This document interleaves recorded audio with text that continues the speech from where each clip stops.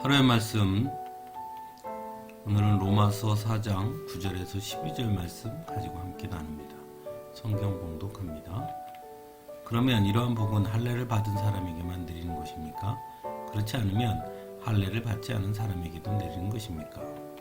우리는 앞에서 말하기를 하나님께서 아브라함의 믿음을 의로 여기셨다 하였습니다. 그러면 어떻게 아브라함이 그러한 인정을 받았습니까? 그가 할례를 받은 후에 그렇게 되었습니까? 그렇지 않으면 할례를 받기 전에 그렇게 되었습니까? 그것은 할례를 받은 후에 된 일이 아니라 할례를 받기 전에 된 일입니다. 아브라함이 할례라는 표를 받았는데 그것은 그가 할례를 받지 않은 상태에서 이미 얻은 믿음의 의를 확증하는 것이었습니다. 그래서 그는 할례를 받지 않고도 믿는 모든 사람의 조상이 되었으니 이것은 할례를 받지 않은 사람들도 의롭다는 인정을 받게 하려는 것이었습니다. 또 그는 할례를 받은 사람의 조상이 되기도 하였습니다.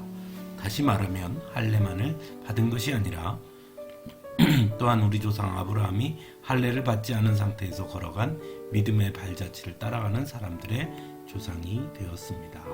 아멘. 아브라함은 믿음의 조상이라고 불리지요. 아브라함이 믿음의 조상이라고 할 때 이는 믿음으로 사는 모든 사람의 조상이라는 의미입니다. 그런데 믿음으로 사는 사람들은 유대인 중에도 있고 이방인 중에도 있지요. 그래서 아브라함은 믿는 유대인의 조상이며 동시에 모든 믿는 이방인의 조상이라고 할 수 있습니다. 사도 바울은 오늘 본문에서 바로 그것을 전하고 있습니다. 사도 바울은 먼저 아브라함이 믿음의 조상이 될 수 있었던 것이 무엇이었는가에 대해서 이야기합니다. 즉 하나님께서 아브라함에게 축복의 약속을 주시고 믿음의 조상으로 삼으신 이유는 무엇이었는지에 대해서 전하고 있습니다. 그것은 결코 할례를 받았기 때문이 아니라는 것입니다. 오히려 할례를 받기 전에 된 일이었고 또한 그것은 하나님의 말씀에 순종하는 그 믿음 때문이었음을 전하고 있습니다. 이러한 아브라함의 예를 통해 사도 바울은 신앙과 할례의 관계에 관해서 전하고 있는 것이죠. 즉 할례는 믿음으로 말미암은 칭의에 아무것도 기여하는 바가 없다는 것입니다. 그럼에도 불구하고 할례는 믿음과 관련이 있다고도 말하고 있습니다. 결코 세속적인 전통이나 규례, 유대인들만의 규범으로 아무런 의미가 없는 것은 아니라는 것이죠. 할례는 이미 얻은 믿음의 의를 확증하는 것이라고 말하고 있습니다. 즉 아브라함은 하나님의 말씀에 순종하는 믿음을 보였고 하나님은 그 믿음으로 인해 아브라함을 의롭게 여기셨습니다. 그리고 그에게 축복의 언약을 주시지요. 그리고 아브라함에게 할례를 행하게 함으로써 아브라함이 믿음으로써 의롭게 여김을 받게 된 하나님의 백성이라는 것을 확증시켜 주셨다는 것입니다. 그래서 아브라함은 할례를 받지 않고도 믿는 모든 사람의 조상이 되었고 또한 할례를 받은 사람의 조상이 되기도 하였다는 것이죠.